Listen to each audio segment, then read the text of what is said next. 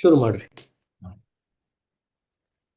11 3/11/2025 ಸೋಮವಾರ.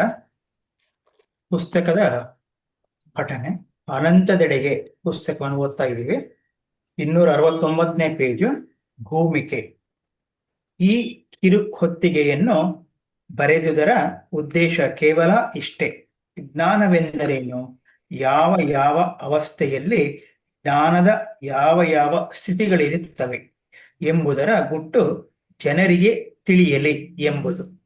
ನಮ್ಮಲ್ಲಿ ಧಾರ್ಮಿಕ ಗ್ರಂಥಗಳಲ್ಲಿ ಜ್ಞಾನದ ಬಗೆಗೆ ಬಹಳಷ್ಟು ಬರೆಯಲಾಗಿದೆಯಾದರೂ ಇಂದು ನಾಳಿನ ಲೇಖಕರು ಈ ಹಳೆಯ ವಿಷಯವನ್ನು ತಮ್ಮದೇ ಆದ ಬಣ್ಣದಲ್ಲದ್ದಿ ಜನತೆಯ ಮುಂದಿಟ್ಟರು. ಇದರ ಹೊಣೆಯು ಹೆಚ್ಚಾಗಿ ಗಿರಾಕಿಗಳಿಗೆ ಗೋಧಿಯನ್ನು ತೋರಿಸಿ ಜವೆಯನ್ನು ಮಾರುವಂತಹ ಜನರ ಮೇಲೆ ಇದೆ. ಇದರ ಪರಿಣಾಮವೇನಾಗಬಹುದು, ಇದರಿಂದ ಎಷ್ಟು ವಿಷ ಹರಡಬಹುದು ಎಂದು ಅವರು ವಿಚಾರ ಮಾಡಲಿಲ್ಲ. ಅಮೃತದ ಹೆಸರಿನಿಂದ ವಿಷವನ್ನು ಕೊಡಲಾಯಿತು. ವಾಸ್ತವಿಕವಾಗಿ ಆಧ್ಯಾತ್ಮಿಕತೆಯ ಕತ್ತನ್ನು ಹಿಸುಕಲಾಯಿತು. ಹೀಗೆ ಮಾಡಿದವರಂತೂ ಸ್ವತಃ ಯಾವ ಪರಮಾರ್ಥವನ್ನೂ ಪಡೆಯಲಿಲ್ಲ, ಆದರೆ ಪರಮರನ್ನಂತೂ ಕೆಡಿಸಿಯೇ ಬಿಟ್ಟರು. ಪರರಂತೂ ಕೆಡಿಸಿಯೇ ಬಿಟ್ಟರು. ದೊಡ್ಡ ದೊಡ್ಡ ವ್ಯಾಖ್ಯಾನಗಳು, ಓಜಪೂರ್ಣವಾದ ಪ್ರವಚನಗಳು ಕೊಡಲಾಗುತ್ತವೆ, ಜ್ಞಾನದ ಮಾತುಗಳು ಹೇಳಲಾಗುತ್ತವೆ ಮತ್ತು ಇದೇ ಯೋಗ್ಯತೆಗೆ ಇಂದು ನಾಳೆ ಮಹತ್ವ ಕೊಡಲಾಗುತ್ತದೆ. ಜನತೆ ಹೇಗಿದ್ದಿತೋ ಅವರಿಗೆ ಅಂತಹವರೇ ಮುಂದಾಳುಗಳು ಪ್ರತಿನಿಧಿಗಳು ದೊರೆತರು. ಜನರು ಅವರನ್ನು ಹೊಗಳಿ ತೊಡಗಿದರು ಮತ್ತು ಅವರು ಜನರ ಮೇಲೆ ತಮ್ಮ ಪ್ರಭಾವ ಬೀರಲಾರಂಭಿಸಿದರು.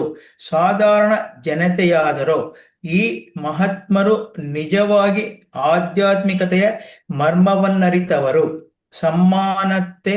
ಸಮ್ಮಾನಕ್ಕೆ ಯೋಗ್ಯರು ಎಂದು ತಿಳಿಯಿತು.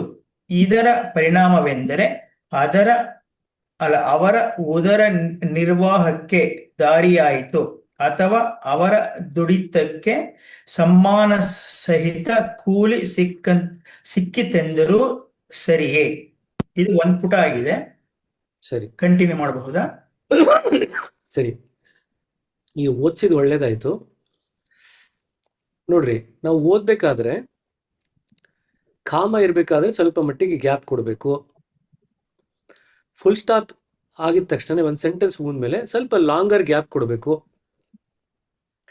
ಅವಾಗ ಏನಾಗುತ್ತೆ ಅಂತಂದ್ರೆ, ಇಲ್ಲಿಗೆ ಈ ಸೆಂಟೆನ್ಸ್ ಎಂಡ್ ಆಯ್ತು, ಇಲ್ಲಿಗೆ ಈ ಸೆಂಟೆನ್ಸ್ ಇನ್ನು ಕಂಟಿನ್ಯೂ ಆಗ್ತಾ ಇದೆ, ಈ ವಾಕ್ಯ ಇನ್ನು ಕಂಟಿನ್ಯೂ ಆಗ್ತಿದೆ, ಇವೆಲ್ಲ ಕೂಡ ನಮ್ಗೆ ಗೊತ್ತಾಗುತ್ತೆ.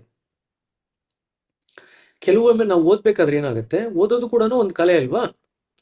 ಓದ್ಬೇಕಾದ್ರೆ ನಮ್ಗೆ ಏನಾಗುತ್ತೆ, ಒಂದೇ ರೀತಿಯಾಗಿ ಓದಿದಾಗ ಎಲ್ಲಿ ಕಾಮ ಬಂತು, ಎಲ್ಲಿ ಫುಲ್ ಸ್ಟಾಪ್ ಬಂತು, ಎಲ್ಲಿ ಒತ್ತು ಕೊಟ್ರು ಯಾವುದು ಗೊತ್ತಾಗಲ್ಲ. ಸರಿನಾ? ಸೊ ಇದು ಎಲ್ರೂ ಕೂಡ ನೀವು ನೋಡಿ, ಈ ಸತಿ ನೀವೇನಾದ್ರು ಪರೀಕ್ಷೆ ಪಾಸ್ ಮಾಡಿದ್ರೆ ಮುಂದಿನ ವರ್ಷ ಬರ್ತಕ್ಕಂಥ ಕೆಲವು SMP4 ಕ್ಯಾಂಡಿಡೇಟ್ಸ್ಗಳಿಗೆ ನೀವೆಲ್ಲ ಕೂಡ ಮೆಂಟರ್ಸ್ ಆಗ್ತೀರಾ ಅಂತ ಇಟ್ಕೊಳ್ರಿ, ವರ್ಕ್ ಮೆಂಟರ್ಸ್ ಆಗ್ತೀರಾ ಅಂತ ಇಟ್ಕೊಳ್ರಿ ಓದಿಸೋದಕ್ಕೆ. ಆವಾಗ ನೀವು ಹೇಗೆ ಓದ್ತಿರಲ್ವಾ ಅದ್ರ ಪ್ರಕಾರನೇ ನಿಮ್ಮ ಕ್ಯಾಂಡಿಡೇಟ್ಸ್ ಕೂಡ ಅದೇ ರೀತಿಯಾಗಿ ಕಲ್ತ್ಕೊಳ್ತಾರೆ. ಸೊ ಚೆನ್ನಾಗಿ ಓದಿದ್ರಿ, ಕನ್ನಡ ಸ್ಪಷ್ಟವಾಗಿ ಓದಿದ್ರಿ, ಅದೇನು ತೊಂದರೆ ಇಲ್ಲ, ಚೆನ್ನಾಗಿ ಬರುತ್ತೆ ಭಾಷೆ. ಆದರೆ ಎಲ್ಲಿ ಫುಲ್ ಸ್ಟಾಪು ಎಲ್ಲಿ ಕಾಮ ಇತ್ತಲ್ವಾ ಅದು ಸ್ಪಷ್ಟವಾಗಿ ಗೊತ್ತಾಗ್ತಾ ಇರಲಿಲ್ಲ. ಸೊ ಈಗ ನೆಕ್ಸ್ಟ್ ಪುಟ ಓದ್ಬೇಕಾದ್ರೆ ಅದು ಗೊತ್ತಾಗ್ಬೇಕು. ಏನು ಹೇಳಿದರೆ ತಾತ್ಪರ್ಯ ಇದುವರೆಗೂ ಕೂಡ ಅಂದ್ರೆ, ಈ ಪುಟದಲ್ಲಿ ಜನ ಜ್ಞಾನದ ಬಗ್ಗೆ ದೊಡ್ಡ ದೊಡ್ಡ ಭಾಷಣಗಳು, ದೊಡ್ಡ ದೊಡ್ಡ ವಿಶ್ಲೇಷಣೆಗಳು ಇದನ್ನೆಲ್ಲ ಕೊಡ್ಲಿಕ್ಕೆ ಮುಂದಾದ್ರು. ಆ ಗೋಧಿಯಲ್ಲಿ ಇರತಕ್ಕಂಥ ಸತ್ವವನ್ನು ಬಿಟ್ಟು ಗೋಧಿನಲ್ಲಿ ಹೊಟ್ಟಿರುತ್ತೆ, ನೋಡಿದಿರಾ? ಗೋಧಿ ಹೊಟ್ಟು, ಅಕ್ಕಿನಲ್ಲೂ ಹೊಟ್ಟು ಬರುತ್ತೆ.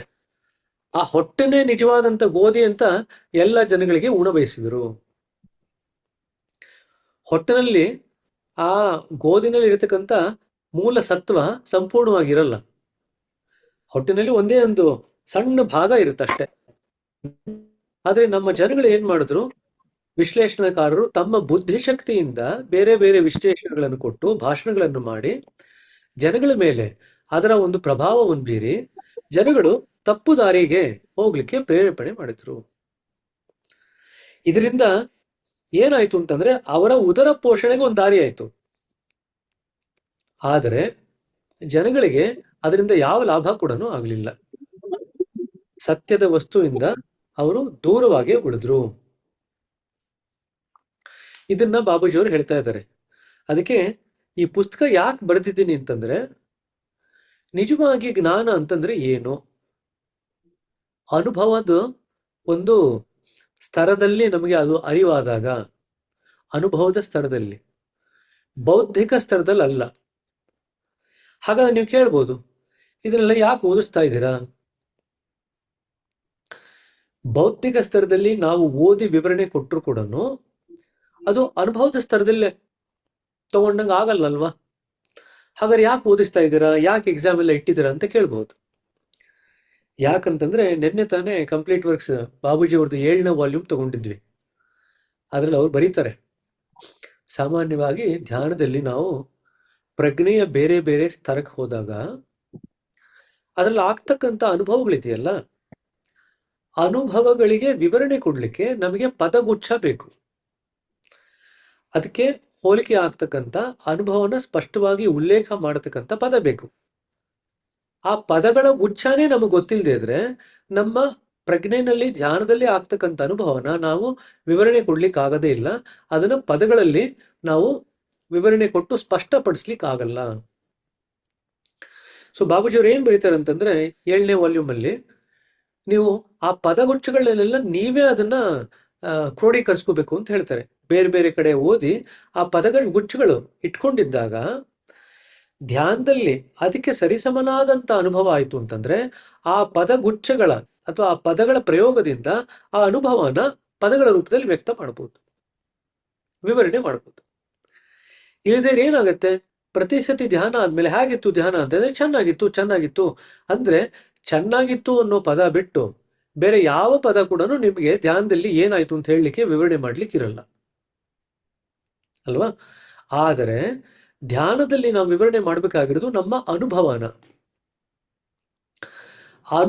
ವಿವರಣೆ ಮಾಡ್ತಕ್ಕಂಥ ಹಲವಾರು ಪದಗಳು ನಮ್ಗೆ ಯಾರಿಗೂ ಗೊತ್ತಿಲ್ಲ. ಯಾಕಂದ್ರೆ ನಾವು ಇದುವರೆಗೂ ಅನುಭವದ ಕಡೆ ಗಮನನೇ ಕೊಟ್ಟಿಲ್ಲ. ನಾವೇನಿದ್ರು ಕೂಡ ಬೌದ್ಧಿಕ ಸ್ತರದಲ್ಲಿ, ಲೌಕಿಕ ಸ್ತರದಲ್ಲಿ ಏನಾದ್ರು ಕಲೀಲಿಕ್ಕೆ ಒತ್ತು ಕೊಟ್ಟಿದ್ದೀವಿ. ಅಷ್ಟರ ಮಟ್ಟಿಗೆ ನಮ್ಗೆ ಕೆಲವು ಪದಗಳು ಉಂಟು. ಆದರೆ ಅನುಭವದ ಸ್ತರದಲ್ಲಿ ಇರತಕ್ಕಂಥದನ್ನ ಪದಗಳಲ್ಲಿ ವ್ಯಕ್ತ ಮಾಡಲಿಕ್ಕೆ ಬೇಕಾದಂತ ಪದಗಳು ನಮ್ಮಲ್ಲಿ ಇಲ್ಲ. ಹಾಗಾಗಿ ಮೊದಲ ಪ್ರಯೋಜನ ನಿಮಗೇನಾಗುತ್ತೆ ಪುಸ್ತಕಗಳನ್ನೆಲ್ಲ ಓದಿದಾಗ ಅಂತಂದ್ರೆ, ಆ ಪದಗುಚ್ಛಗಳು ನಿಮಗೆ ಸಿಗಲಿಕ್ಕೆ ಶುರು ಆಗತ್ತೆ. ಅರ್ಥ ಆಯ್ತಾ? ಈಗ ಶಾಂತತೆ, ಪ್ರಶಾಂತತೆ ಎರಡು ಬೇರೆ ಬೇರೆ. ಶಾಂತತೆ ಅಂತಂದ್ರೆ ಪೀಸು, ಪ್ರಶಾಂತತೆ ಅಂತಂದ್ರೆ ಕಾಮ್ನೆಸ್ಸು. ಕರೆಕ್ಟ್ ಅಲ್ವಾ? ಸೊ ಬುದ್ಧಿ, ವಿವೇಕ ಎರಡು ಒಂದನ್ನೇ ಹೇಳುತ್ತೆ ಅಂತ ಹೇಳ್ತೀವಿ. ಬುದ್ಧಿ ಕೆಳಗಿನ ಸ್ತರದ್ದು, ವಿವೇಕ ಮೇಲಿನ ಸ್ತರದ್ದು. ಆಧ್ಯಾತ್ಮದ ದಿಕ್ಕಿನಲ್ಲಿ ಹರಿತಾ ಇರತಕ್ಕಂಥ ಬುದ್ಧಿನ ವಿವೇಕ ಅಂತ ಹೇಳ್ತೀರಾ, ಆಧ್ಯಾತ್ಮದ ದಿಕ್ಕಿಂದ ವಿರುದ್ಧವಾಗಿ ಹರಿತಾ ಇರತಕ್ಕಂಥದನ್ನ ಬುದ್ಧಿ ಅಂತ ಹೇಳ್ತೀರಾ.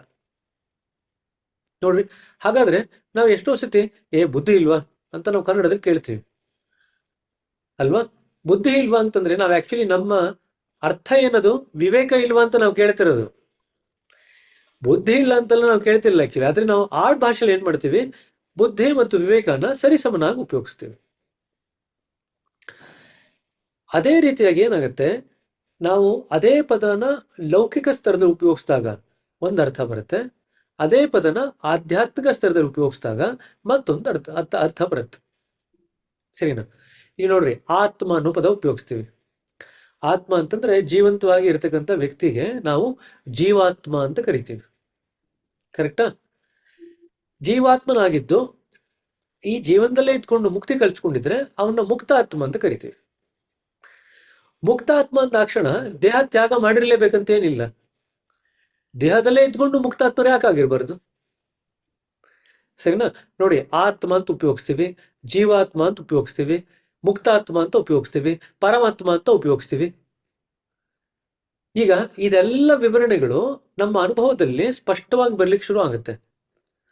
ನಮ್ಮ ಅನುಭವ ಎಷ್ಟು ತಿಳಿಯಾಗಿ ಅದು ಬಿಡಿಸ್ಕೊಳ್ಳಿಕ್ಕೆ ಶುರು ಮಾಡುತ್ತೆ ಅಂತಂದ್ರೆ, ನಾವು ಯಾವುದೇ ಒಂದು ಪದ ಪ್ರಯೋಗ ಮಾಡಿದಾಗ ಅನುಭವದಲ್ಲಿ ಯಾವ ಕಂಪನಗಳಿದೆಯಲ್ಲ, ಅದೇ ಕಂಪನಗಳು ಈ ಪದದಲ್ಲಿ ಕೂಡ ವ್ಯಕ್ತ ಆಗ್ತಾ ಇದೆಯಾ ಅಂತ ನೋಡ್ಬೇಕು. ಆಗ ಅದಕ್ಕೆ ಸರಿಸಮನಾದಂಥ ಪದನ ನೀವು ವಿವರಣೆ ಕೊಟ್ಟಿದ್ದೀರಾ ಅಂತ ಪದದಲ್ಲಿ. ಬಾಬೂಜಿಯವರು ಈ ಪುಸ್ತಕ ಎಲ್ಲ ಬರ್ತಿದಾರಲ್ಲ, ಕಂಪ್ಲೀಟ್ ವರ್ಕ್ಸ್ ಎಲ್ಲ ಬರೆದಾಗ ಅದನ್ನು ಓದಿದಾಗ ಎಷ್ಟೋ ಜನ ಹೇಳ್ತಾರೆ, ನಮಗೆ ಅದರಿಂದ ಟ್ರಾನ್ಸ್ಮಿಷನ್ ಫೀಲ್ ಆಗುತ್ತೆ, 2 ಪೇಜ್ 3 ಪೇಜ್ ಓದೋಷ್ಟೊತ್ತಿಗೆ ಕಣ್ಣು ಮುಚ್ಕೊಂಡು ಧ್ಯಾನ ಮಾಡಬೇಕು ಅಂತ ಅನಿಸುತ್ತೆ ಅಂತೆಲ್ಲ ಹೇಳ್ತಾರೆ. ಯಾಕೆ ಹಂಗೆ ಹೇಳ್ತಾರೆ? ಯಾಕೆಂತಂದ್ರೆ ಅವ್ರ ಪದಗಳು ಏನು ಬರೆದಿದಾರಲ್ವಾ, ಎಸ್ಪೆಷಲಿ ಅನಂತದೆಡೆಗೆ ಈ 10 ಮ್ಯಾಕ್ಸಿಮ್ಸು, ಆಮೇಲೆ 10 ನಿಯಮಗಳೇನಿದೆ, ಮತ್ತೆ ರಾಜಯೋಗದ ಪ್ರಭಾವ, ಸಹಜ ಮಾರ್ಗಾನುಸಾರ ರಾಜಯೋಗದ ಪ್ರಭಾವ, ಇವೆಲ್ಲ ಇದೆಯಲ್ಲ, ಇವೆಲ್ಲ ಅವ್ರು ಬರಿಬೇಕಾದ್ರೆ ಪ್ರಜ್ಞಾನದಲ್ಲಿ ಇತ್ಕೊಂಡು ಆ ಸ್ತರದಿಂದ ಬರೆದಿದ್ದಾರೆ. ನಾವು ಪ್ರಜ್ಞೆಯ ಸ್ತರದಿಂದ ಬರೆದಾಗ ಅದರಲ್ಲಿ ಬರ್ತಕ್ಕಂಥ ಕಂಪನಗಳ ಅನುಭವನೇ ಬೇರೆ, ಪ್ರಜ್ಞಾನದಿಂದ ಬರೆದಾಗ ಅದರಲ್ಲಿ ಬರ್ತಕ್ಕಂಥ ಕಂಪನಗಳ ಒಂದು ಅನುಭವ ಅಥವಾ ವಾಸನೆನೇ ಬೇರೆ. ಅದೇ ನೋಡಿ, ದಿವ್ಯಲೋಕದ ಬಿಸು ಮಾತುಗಳು ಅಂತ ಓದ್ತೀವಲ್ಲ, ಅದರಲ್ಲಿ ಇರ್ತಕ್ಕಂಥ ಕಂಪನಗಳ ಸ್ತರನೇ ಬೇರೆ. ನಮಗೆ ಸೂಕ್ಷ್ಮತೆ ಬೆಳೀತಾ ಬೆಳೀತಾ ಒಂದು ಪುಸ್ತಕ ಓದಿದ ತಕ್ಷಣನೇ ನಮಗೆ ಆ ಪುಸ್ತಕದಲ್ಲಿ ಬರೆದಿರ್ತಕ್ಕಂಥ ವಿಚಾರ ಲೌಕಿಕವಾಗಿ ಪದಗಳ ಅರ್ಥ ಒಂದು, ಆದರೆ ಪದಗಳ ಹಿಂದೆ ಇರ್ತಕ್ಕಂಥ ಭಾವನೆಯ ಅರ್ಥ ಇನ್ನೊಂದು, ಭಾವನೆ ಹಿಂದೆ ಇರ್ತಕ್ಕಂಥ ಕಂಪನಗಳ ಸ್ತರ ಇನ್ನೊಂದು. ಈ ಮೂರನ್ನು ಕ್ಯಾಶ್ ಮಾಡೋಕ್ಕಾಗತ್ತಾ ಅಂತ ನೋಡ್ಬೇಕು. ಪದಗಳ ಅರ್ಥ, ಹಿಂದ್ಗಡೆ ಭಾವನಾ ಅರ್ಥ, ಭಾವಾರ್ಥ ಅಂತ ಹೇಳ್ತೀವಿ, ಅದರ ಹಿಂದ್ಗಡೆ ಕಂಪನಾರ್ಥ, ಕಂಪನಗಳ ಸ್ತರದಲ್ಲಿ ಏನನ್ನು ನೀವು ಗ್ರಹಿಸ್ಕೊಳ್ತಾ ಇದ್ದೀರಾ. ಯಾರು ಈ ಮೂರನ್ನು ಗ್ರಹಿಸ್ಕೊಳ್ಲಿಕ್ಕೆ ಶುರು ಮಾಡ್ತಾರೆ ಅವರಿಗೆ ಆ ಕಂಪ್ಲೀಟ್ ವರ್ಕ್ಸ್ ಅಲ್ಲಿ ಇರ್ತಕ್ಕಂಥ ಎಷ್ಟೊಂದು ವಿಚಾರಗಳು ಕೂಲಂಕುಷವಾಗಿ ಮನದಟ್ಟಾಗತ್ತೆ. ಸಾಮಾನ್ಯವಾಗಿ ನಾವು ಪುಸ್ತಕಗಳನ್ನ ಓದ್ಲಿಕ್ಕೆ ಶುರು ಮಾಡಿದಾಗ ನಾವು ಕೇವಲ ಶಬ್ದಾರ್ಥದ ರೂಪದಲ್ಲಷ್ಟೇನೆ ಆ ಪುಸ್ತಕನ ಗ್ರಹಿಸ್ಲಿಕ್ಕೆ ಪ್ರಯತ್ನ ಪಡ್ತೀವಿ. ಪಿಂಡ ಪ್ರದೇಶದಲ್ಲಿ ನಮಗೆ ಕೇವಲ ಶಬ್ದಾರ್ಥ ಅಷ್ಟೇ ಗೊತ್ತಾಗತ್ತೆ, ಅದರ ಹಿಂದ್ಗಡೆ ಇರ್ತಕ್ಕಂಥ ಭಾವಾರ್ಥ ಆಗಲಿ ಅಥವಾ ಕಂಪನಗಳಾಗಲಿ ನಮಗೆ ಅನುಭವಿಸುವಂತ ಒಂದು ಶಕ್ತಿ ನಾವಿನ್ನೂ ಪಡ್ಕೊಂಡಿರಲ್ಲ. ಅದೇ ನಾವು ಪಿಂಡ ಪ್ರದೇಶ ದಾಟಿದ ಮೇಲೆ ಭಾವನೆಗಳಿಗೆ ಸ್ವಲ್ಪ ಮಟ್ಟಿಗೆ ನಮ್ಮ ಮನಸ್ಸು ಎಚ್ಚೆತ್ಕೊಳ್ಳುತ್ತೆ. ಆವಾಗ ನಾವು ಏನೇ ಓದಿದ್ರು ಕೂಡ ಪದಗಳ ಅರ್ಥ ತಿಳ್ಕೊಳ್ತೀವಿ, ಅದರ ಹಿಂದೆ ಇರ್ತಕ್ಕಂಥ ಭಾವಾರ್ಥ ಕೂಡ ಸ್ವಲ್ಪ ಮಟ್ಟಿಗೆ ಗ್ರಹಿಸ್ಲಿಕ್ಕೆ ನಾವು ಪ್ರಯತ್ನ ಪಡ್ತೀವಿ. ಅದು ತನಗೆ ಆಗ್ಲಿಕ್ಕೆ ಶುರು ಆಗುತ್ತೆ. ಇನ್ನೂ ಮುಂದಕ್ಕೆ ಹೋಗ್ತಿದ್ದಂಗೆನೆ ಕಂಪನಗಳ ಸ್ತರದಲ್ಲಿ ನಾವು ಆ ಪದದ ಹಿಂದೆ ಇರತಕ್ಕಂಥ ಕಂಪನ, ನೀವು ಹೇಳ್ಬೋದು, ತುಂಬಾ ಜನ ಇದನ್ನ ನಂಬ್ತಾರೆ. ಏನಂತಂದ್ರೆ, ಮಂತ್ರ ಉಚ್ಚಾರಣೆ ಯಾಕೆ ಮಾಡ್ಬೇಕು ಅಂತಂದ್ರೆ, ಮಂತ್ರ ಉಚ್ಚಾರಣೆ ಮಾಡಿದಾಗ ಒಂದು ರೀತಿ ಕಂಪನ ಉತ್ಪತ್ತಿ ಆಗತ್ತೆ, ಆ ಕಂಪನ ಉತ್ಪತ್ತಿ ಆದಾಗ ಆ ಕಂಪನಗಳಿಂದ ನಮಗೆ ಪ್ರಯೋಜನ ಆಗತ್ತೆ ಅಂತ ತುಂಬಾ ಜನ ಹೇಳ್ತಾರೆ. ಕರೆಕ್ಟಾ? ಅರೆ, ಮಂತ್ರದಿಂದ ಯಾಕೆ ಕಂಪನ ಉತ್ಪತ್ತಿ ಆಗತ್ತೆ? ನಾವು ಸುಮ್ಮನೆ ಮಾತಾಡಿದ್ರೆ ಒಂದಿಷ್ಟು ಕಂಪನ ಉತ್ಪತ್ತಿ ಆಗಲ್ವೇ? ಯಾರೇ ಏನೇ ಮಾತಾಡಿದ್ರು ಕೂಡ ಒಂದಿಷ್ಟು ಕಂಪನಗಳು ಉತ್ಪತ್ತಿ ಆಗತ್ತೆ ಅಲ್ವಾ? ಕಂಪನಗಳ ಸ್ಥೂಲ ಸ್ತರನೇ ಶಬ್ದ. ಕಂಪನಗಳು ತಿಳಿಯಾಗಿದ್ದಾಗ ಶಬ್ದ ಇರಲ್ಲ, ಆದ್ರೆ ಕಂಪನ ಮಾತ್ರ ಇರುತ್ತೆ. ಅದೇ ಕಂಪನಗಳು ಸ್ಥೂಲವಾದಾಗ ಶಬ್ದ ಉತ್ಪತ್ತಿ ಆಗತ್ತೆ. ಸೊ ಯಾರು ಏನೇ ಮಾತಾಡಿದ್ರು, ಯಾರೇ ಗೊಯ್ಗೊಟ್ಟಿದ್ರು, ಯಾರಾದ್ರೂ ಗೊರಕೆ ಹೊಡೆದ್ರು ಕೂಡ ಕಂಪನಗಳು ಬಂದೇ ಬರುತ್ತೆ ಅಲ್ವಾ? ಈಗ ನೀವು ರಾತ್ರಿ ಯಾರಾದ್ರೂ ಜೋರಾಗಿ ಗೊರಕೆ ಹೊಡಿತಾ ಇರ್ತಾರೆ ನಿಂತ್ಕೊಳ್ರಿ, ಇವತ್ತು ರಾತ್ರಿ ಎಕ್ಸ್ಪೆರಿಮೆಂಟ್ ಮಾಡ್ರಿ, ಏನು ಹೇಳ್ಬೇಡಿ, ಅವ್ರ ಪಕ್ಕದಲ್ಲಿ ಹೋಗಿ ನಿಂತ್ಕೊಳ್ರಿ. ಪಕ್ಕದಲ್ಲಿ ಹೋಗಿ ನಿಂತ್ಕೊಂಡು ಕಣ್ಣು ಮುಚ್ಕೊಂಡು ಫೀಲ್ ಮಾಡ್ರಿ, ಅವರ ಗೊರಕೆಯ ಕಂಪನ ನಿಮ್ಗೆ ತಾಕ್ತಾ ಇದೆಯಾ ಇಲ್ವಾ ಅಂತ. ಅರ್ಥ ಆಯ್ತಾ? ನಿಮಗೆ ಆ ಗೊರಕೆಯ ಕಂಪನಗಳು ತಾಕ್ತಾ ಇದೆ ಅಂತಂದ್ರೆ ಪರವಾಗಿಲ್ಲ, ನೀವು ಸ್ವಲ್ಪ ಮಟ್ಟಿಗೆ ಸೂಕ್ಷ್ಮನಾಗಿದ್ದೀರಾ ಅಂತ.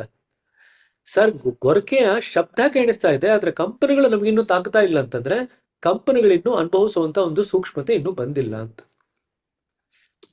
ಇಲ್ಲಿ ಸ್ಥೂಲವಾದಂತ ಕಂಪನಗಳಿದು ಗೊರಕೆ ಸೌಂಡ್. ನಾವು ಹೋಗ್ಬೇಕಾಗಿರತಕ್ಕಂಥದ್ದು ಸೂಕ್ಷ್ಮವಾದಂತ ಕಂಪನಗಳ ಕಡೆಗೆ. ಸೊ ಆ ಸ್ಥೂಲ ಕಂಪನಗಳಿಗೆ ನಾವಿನ್ನೂ ಹೊಂದ್ಕೊಂಡಿಲ್ಲ, ನಮಗೆ ಅದರದ್ದು ಸಂವೇದನಾ ಶಕ್ತಿಲತೆ ಬಂದಿಲ್ಲ ಅಂತಂದ್ರೆ ಸೂಕ್ಷ್ಮ ಕಂಪನಿಗಳಿಗೆ ಎಲ್ಲಿ ಬರುತ್ತೆ ಅಲ್ವಾ? ಇದೇ ಕಾರಣಕ್ಕೋಸ್ಕರನೇ ಈಗ ನೋಡಿ, ಎಕ್ಸಾಮ್ ಮುಂಚೆ ನೀವು ಪುಸ್ತಕ ಓದ್ತಾ ಇದ್ದೀರಿ ನಮ್ಮ ಜೊತೆ ಕೂತ್ಕೊಂಡು. ಎಕ್ಸಾಮ್ ಆದ್ಮೇಲೆ ಪುಸ್ತಕ ಓದ್ತೀರಾ ಅಂತ ಇಟ್ಕೊಳ್ರಿ, ಪ್ರೀ ವರ್ಕ್ ಮೆಂಟರ್ ಆಗಿ. ಆವಾಗ ಓದಿದಾಗ ನಿಮ್ಗೆ ಅದರಿಂದ ಹೊಳಿತಕ್ಕಂಥದ್ದೇ ಬೇರೆ ಇರುತ್ತೆ. ಯಾಕಂತಂದ್ರೆ ನೀವು ಎಕ್ಸಾಮ್ಗೆಲ್ಲ ಓದಿ ನಿಮ್ಮ ಹೃದಯನ ಪ್ರಶಿಕ್ಷಕರಾಗಿ ಕೆಲಸ ಮಾಡಬೇಕು ಅಂತ ತಯಾರು ಮಾಡ್ಕೊಳ್ಬೇಕಾದ್ರೆ ನಿಮ್ಮ ಹೃದಯದಲ್ಲಿ ಪ್ರಜ್ಞೆಯ ಸ್ತರ ವಿಸ್ತಾರವಾಗಿರುತ್ತೆ. ಪ್ರಜ್ಞೆಯ ಸ್ತರ ವಿಸ್ತಾರ ಆಗ್ತಾ ಆಗ್ತಾ ನಿಮಗೆ ಕೇವಲ ಶಬ್ದಾರ್ಥ ಮಾತ್ರ ಅಲ್ಲ, ಭಾವಾರ್ಥ ಕೂಡ ಗೊತ್ತಾಗ್ಲಿಕ್ಕೆ ಶುರು ಆಗುತ್ತೆ. ಹಾಗಾಗಿ ಎಷ್ಟೋ ಜನ ಪ್ರೀ ವರ್ಕ್ ಮೆಂಟರ್ಸ್ಗೆ SNP 2 ನಲ್ಲಿ ಪಾಸ್ ಆದವ್ರಿಗೆ ಈ ಸತಿ ನಾವು ಕ್ಯಾಂಡಿಡೇಟ್ಸ್ ಕೊಟ್ಟಿದ್ವಲ್ಲ, SNP 3 ನವ್ರು ಕ್ಯಾಂಡಿಡೇಟ್ಸ್ ಕೊಟ್ಟಾಗ ನಮ್ಗೆ ಏನ್ ಅನಿಸ್ತಾ ಇದೆ ಅಂತಂದ್ರೆ, ನಾವು ಅವಾಗ ಓದಿದ್ದೇ ಬೇರೆ ಅಂತ ಅನಿಸುತ್ತೆ, ಅದೇ ಪುಸ್ತಕನೇ ಓದ್ತಿರ್ದೇವು. ಎಕ್ಸಾಮ್ ಮುಂಚೆ ಓದಿದ್ದೇ ಬೇರೆ ಅನ್ಸುತ್ತೆ, ಈಗ ಎಕ್ಸಾಮ್ ಪಾಸ್ ಆದ್ಮೇಲೆ ಕೆಲಸ ಮಾಡ್ತಾ ಮಾಡ್ತಾ ಓದ್ತಿರೋದೇ ಬೇರೆ ಅಂತ ಅನ್ಸುತ್ತೆ. ಎಷ್ಟೊಂದೆಲ್ಲ ಹೊಸ ವಿಚಾರಗಳು ನಮಗೆ ಗೊತ್ತಾಗ್ತಿದೆ ಅದೇ ಪುಸ್ತಕ ಓದಿ ಅಂತ ಹೇಳ್ತಾ ಇದ್ದಾರೆ. ಯಾಕೆಂತಂದ್ರೆ ನೀವು ಈ ಪ್ರಶಿಕ್ಷಕರ ಒಂದು ಕೆಲಸ ಮಾಡಬೇಕು ಅಂತ ಹೇಳಿ, ಸೇವೆ ಮಾಡಬೇಕು ಅಂತ ಹೇಳಿ ತಯಾರಾಗ್ತಾ ಇರ್ಬೇಕಾದ್ರೆ ನಿಮ್ಮಲ್ಲಿ ಸೂಕ್ಷ್ಮತೆ ಬೆಳೀತಾ ಹೋಗುತ್ತೆ. ಜೊತೆಗೆ ಎಕ್ಸಾಮ್ ಮುಗಿಸ್ಕೊಂಡು, ಪರೀಕ್ಷೆ ಮುಗಿಸ್ಕೊಂಡು ಖಾನಾದಲ್ಲಿ ಬಂದು 10 ದಿವಸಗಳ ತರಬೇತಿ ಪಡ್ಕೊಂಡು ಗುರುಗಳ ಸಮ್ಮುಖದಲ್ಲಿ ಗುರುಗಳ ಜೊತೆಗೆ ಸಾಕಷ್ಟು ಸಮಯ ಕಳೆದು ಬಂದ ಮೇಲೆ ಏನಾಗುತ್ತೆ, ನಿಮ್ಮ ಪ್ರಜ್ಞೆಯ ಸ್ತರ ಸಾಕಷ್ಟು ವಿಸ್ತಾರವಾಗುತ್ತೆ. ಸೊ ನೀವು ವಾಪಸ್ಸು ಪರೀಕ್ಷೆ ತರಬೇತಿ ಮಾಡ್ಕೊಂಡು ಬಂದು ಬೆಂಗಳೂರಿಗೆ ಅಥವಾ ನಿಮ್ಮ ಊರಿಗೆ ಬಂದು ನೀವು ಪುಸ್ತಕ ಓದಿದಾಗ ಆ ವಿಸ್ತಾರವಾದಂಥ ತಿಳಿಯಾದಂಥ ಪ್ರಜ್ಞೆಯ ಸ್ತರದಿಂದ ಓದ್ಲಿಕ್ಕೆ ಶುರು ಮಾಡ್ತೀರ. ಒಂದೇ ವಿಚಾರನ ಗಾಢ ಪ್ರಜ್ಞೆಯಲ್ಲಿ ಓದಿದಾಗ ಒಂದಿಷ್ಟು ಹೊಳೆಯುತ್ತೆ, ಸೂಕ್ಷ್ಮ ಪ್ರಜ್ಞೆಯಲ್ಲಿ ಓದಿದಾಗ, ವಿಸ್ತಾರವಾಗಿರ್ತಕ್ಕಂಥ ಪ್ರಜ್ಞೆಯಲ್ಲಿ ಓದಿದಾಗ ಅದೇ ಒಂದು ಸೆಂಟೆನ್ಸೇ ಮತ್ತಷ್ಟು ವಿಚಾರಗಳು ಹೊಳೆಯುತ್ತೆ. ಸರಿನಾ? ಈಗ ನೋಡಿ, ಇನ್ನು 5 ವರ್ಷ ಆದ್ಮೇಲೆ ಮತ್ತೆ ಓದ್ತೀರಾ ಅಂತ ಇಟ್ಕೊಳ್ರಿ ಇದೇ ಪುಸ್ತಕನ. 5 ವರ್ಷ ಆದ್ಮೇಲೆ ಇನ್ನೂ ಜಾಸ್ತಿ ಗ್ರಹಿಕೆ ಆಗತ್ತೆ. ಯಾಕೆಂತಂದ್ರೆ ಮತ್ತಷ್ಟು ಕಂಪನಗಳು, ಮತ್ತಷ್ಟು ನಿಮ್ಮ ಪ್ರಜ್ಞೆ ವಿಸ್ತಾರವಾಗಿರುತ್ತೆ, ತಿಳಿಯಾಗಿರುತ್ತೆ, ಸ್ಥೂಲತೆ ಕಡಿಮೆ ಆಗಿರುತ್ತೆ. ಎಷ್ಟು ಮಟ್ಟಿಗೆ ಸ್ಥೂಲತೆ ಕಡಿಮೆ ಆಗುತ್ತೋ ಅಷ್ಟು ಮಟ್ಟಿಗೆ ನೀವು ತಿಳಿಯಾದಂಥ ಕಂಪನಿಗಳನ್ನ ಕ್ಯಾಶ್ ಮಾಡಲಿಕ್ಕೆ ಸಾಧ್ಯವಾಗತ್ತೆ. ಒಂದು ದಿವಸ ಓದ್ತಾ ಓದ್ತಾ ಕೆಲಸ ಮಾಡ್ತಾ ಮಾಡ್ತಾ ಬಾಬೂಜಿಯವರು ಯಾವ ಕಂಪನಗಳ ಸ್ತರದಲ್ಲಿ ಈ ಪುಸ್ತಕ ಬರೆದ್ರು ಅದೇ ಕಂಪನಾ ಸ್ತರಕ್ಕೆ ನಾವು ಏರಿದಾಗ ಅವ್ರು ಈ ಪುಸ್ತಕ ಏನೆಲ್ಲ ಬರೆದಿದ್ದಾರೆ ಎಲ್ಲ ಕೂಡ ಪುಟಕಿಟ್ಟ ಚಿನ್ನದ ಹಾಗೆ ಎಲ್ಲ ಸ್ಪಷ್ಟವಾಗಿ ಕಾಣಲಿಕ್ಕೆ ಶುರು ಆಗುತ್ತೆ. ಯಾವ ಗೊಂದಲ ಕೂಡ ಇರಲ್ಲ.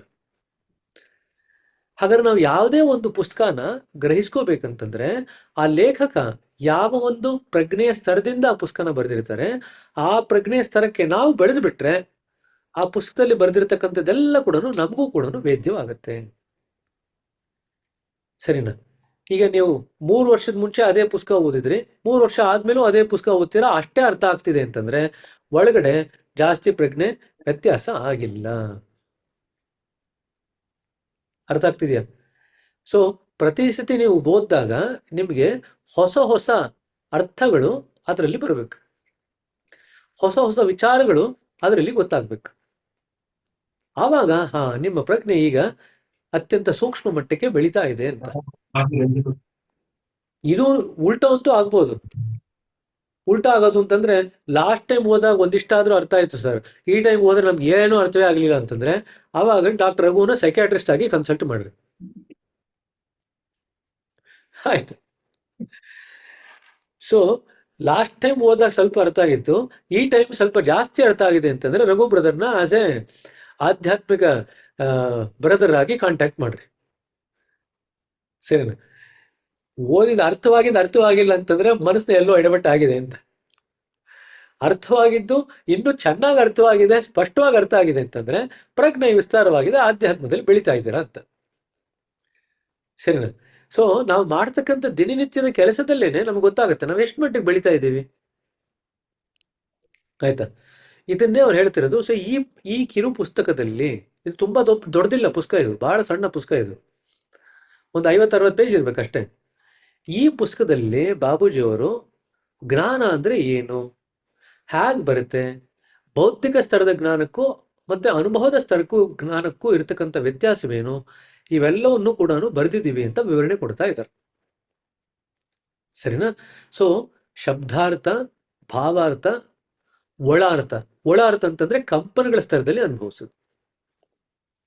ಸೊ ಶಬ್ದಾರ್ಥ, ಭಾವಾರ್ಥ, ಒಳಾರ್ಥ ಮೂರು ಅರ್ಥಗಳುಂಟು. ಪ್ರತಿ ಸತಿ ನಾವು ಏನೇ ಪುಸ್ತಕ ಓದಿದ್ರು ಕೂಡ ಈ ಮೂರು ಸ್ತರದಲ್ಲಿ ಅದನ್ನು ಗ್ರಹಿಸ್ಕೊಳ್ಳಿಕ್ಕೆ ಪ್ರಯತ್ನ ಪಡಬೇಕು. ಏನ್ ಭಾವನೆ ಬರ್ತಾ ಇದೆ ಅದು ಓದಿದಾಗ ಅದು ನನ್ನ ಮನಸ್ಸನ್ನ ಒಂದ್ ಕಡೆ ಶಾಂತ ಪ್ರಶಾಂತ ಸ್ಥಿತಿಗೆ ತಗೊಂಡು ಹೋಗ್ತಾ ಇದ್ದೆ ಓದ್ತಾ ಓದ್ತಾ, ಅಥವಾ ಅದನ್ನು ಓದ್ತಾ ಓದ್ತಾ ನನ್ನ ಮನಸ್ಸು ಇನ್ನೂ ಹೆಚ್ಚು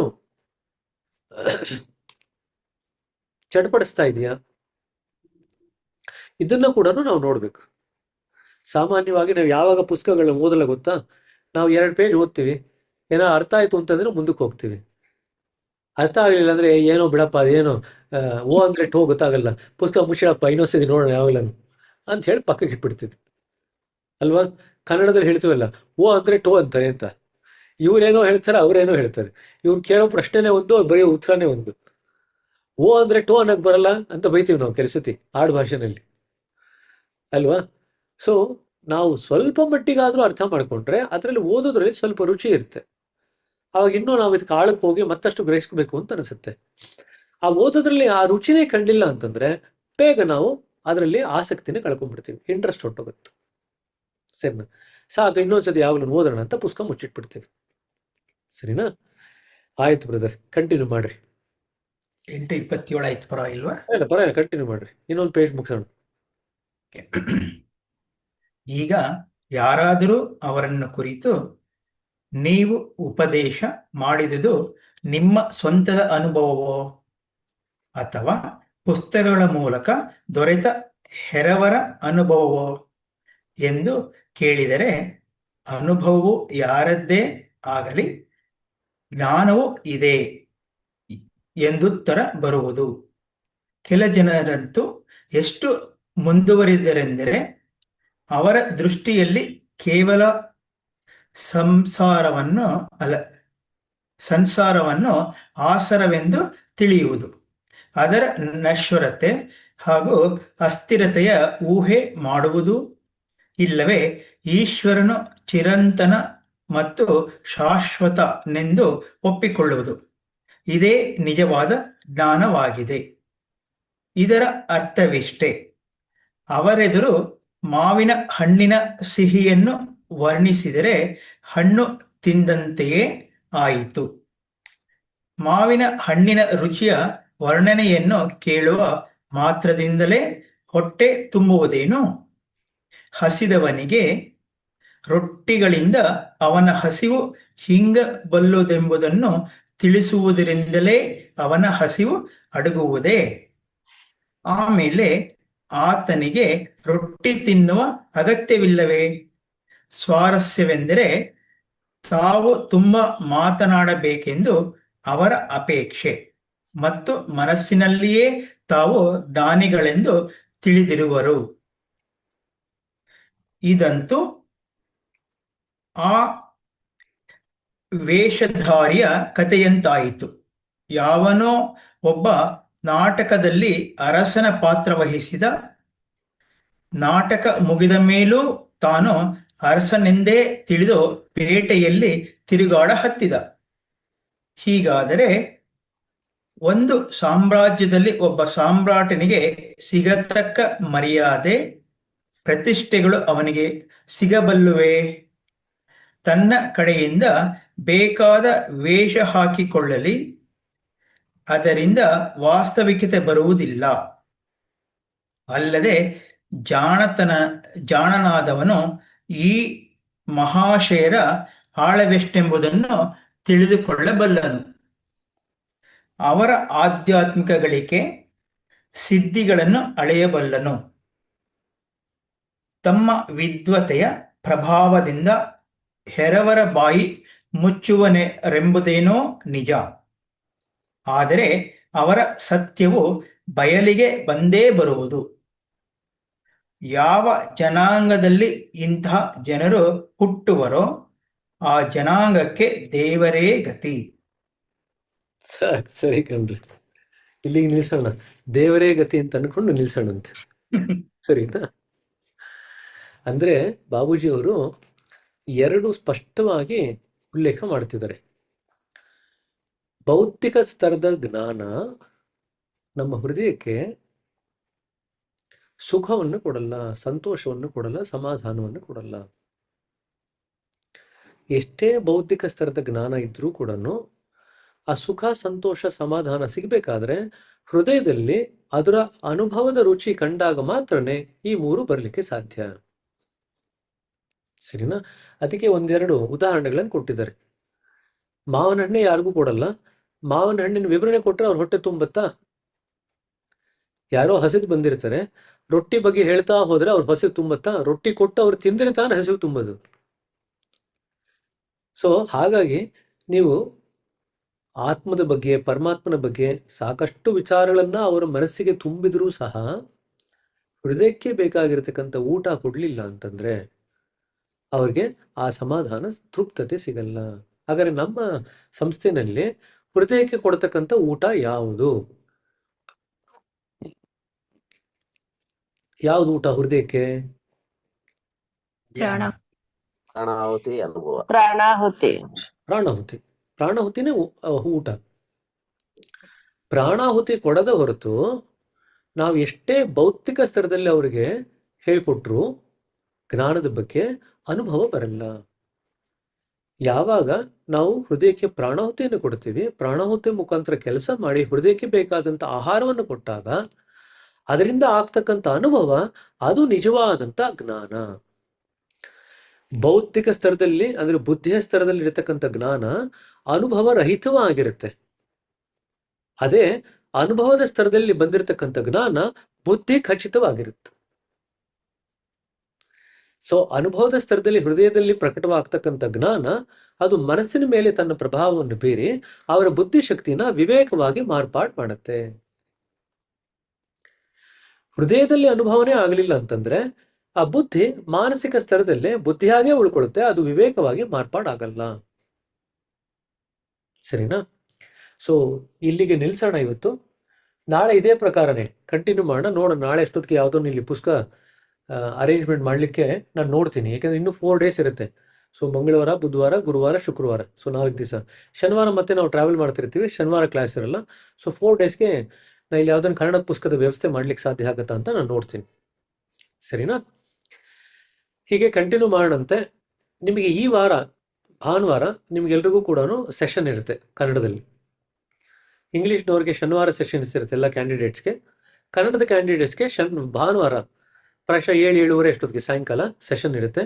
ಸೊ ದಯವಿಟ್ಟು ಎಲ್ಲರೂ ಕೂಡ ಅದಕ್ಕೆ ನೀವೆಲ್ಲರೂ ಲಾಗಿನ್ ಆಗಿ ಅದರಲ್ಲಿ ಏನೇನೆಲ್ಲ ವಿಚಾರಗಳನ್ನೆಲ್ಲ ನಾವೆಲ್ಲ ನಿಮಗೆ ವಿವರಣೆ ಕೊಡ್ತೀವಿ ಅದನ್ನೆಲ್ಲ ಹಾಕೊಳ್ತು ಅಂತಂದರೆ 10ನೇ ತಾರೀಕಿಂದ ನಿಮ್ಮ ಮಾಡ್ಯೂಲ್ಸ್ ಎಲ್ಲ ಓಪನ್ ಅಪ್ ಆಗುತ್ತೆ.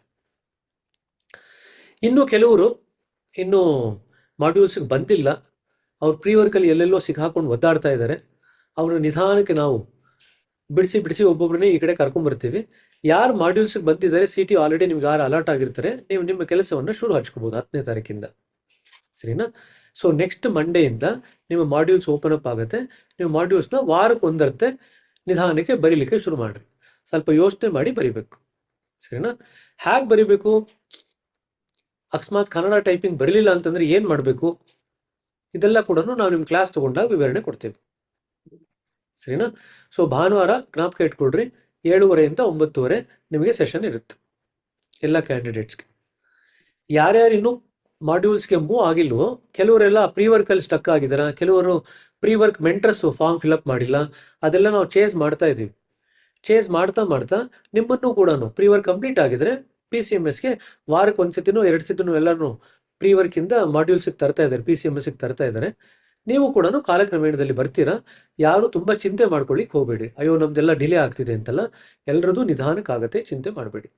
ಸರಿನಾ? ಗುರುಗಳು ಏನು ಹೇಳಿದ್ದಾರೆ ಅಂತಂದ್ರೆ ಎಲ್ಲರೂ ಚೆನ್ನಾಗಿ ತಯಾರಾಗಬೇಕು. ಅರ್ಜೆಂಟಾಗಿ ತ್ವರಿತವಾಗಿ ತಯಾರಾಗೋದಲ್ಲ, ಚೆನ್ನಾಗಿ ತಯಾರಾಗಿ ಗುರುಗಳ ಮುಂದೆ ಹೋಗಬೇಕು ಅಂತ ಅವ್ರು ಅಪೇಕ್ಷೆ ಪಡ್ತಿದ್ದಾರೆ. ಹಾಗಾಗಿ 1 ತಿಂಗಳು ಆ ಕಡೆ ಈ ಕಡೆ ಆಯಿತು ಅಂದರೆ ಚಿಂತೆ ಮಾಡಬೇಡಿ.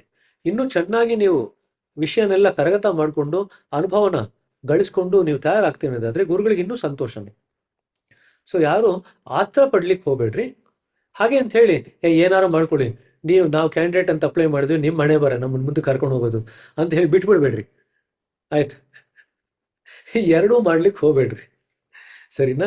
ಅಕಸ್ಮಾತ್ PCMS ಮೂವ್ ಆಗಿಲ್ಲ ಅಂತಾರೆ ನಮಗೆ ಮೆಸೇಜ್ ಮಾಡಿ, ನಾ ಇನ್ನೂ ಮೂವ್ ಆಗಿಲ್ಲ, ಯಾಕ್ರಿ ಮೂವ್ ಆಗಿಲ್ಲ ಅಂತ. ನಾವು ನೋಡ್ತೀವಿ ಏನಾಗಿದೆ ಅಂತ. ಕೆಲವು ಸತಿ ನಿಮ್ಮ ಪ್ರೀ ವರ್ಕ್ ಮೆಂಟರ್ ಅವರಿಗೂ ಎಷ್ಟೊಂದು ಜನಕ್ಕೆ IT ಬರಲ್ಲ. ಸೊ ಅವ್ರು ಏನೋ ಫಾರ್ಮ್ ಫಿಲ್ಅಪ್ ಮಾಡಿರ್ತಾರೆ, ಅದು ಇನ್ನೆಲ್ಲೋ ಹೋಗಿ ಸಿಕ್ಕಾಕೊಂಡಿರುತ್ತೆ. ಬೇರೆ ಬೇರೆ ಕಡೆದಲ್ಲಿ ಜನಗಳು ಸಿಕ್ಕಾಕೊಂಡಿದ್ದಾರೆ. ಆಯ್ತಾ? ಮುಂಚೆ ಬರೀ ಪ್ರೀ ವರ್ಕಲ್ಲಿರೋರು ಇಂಥ ಸೀದಾ PCMSಗೆ ಹೋಗೋರು.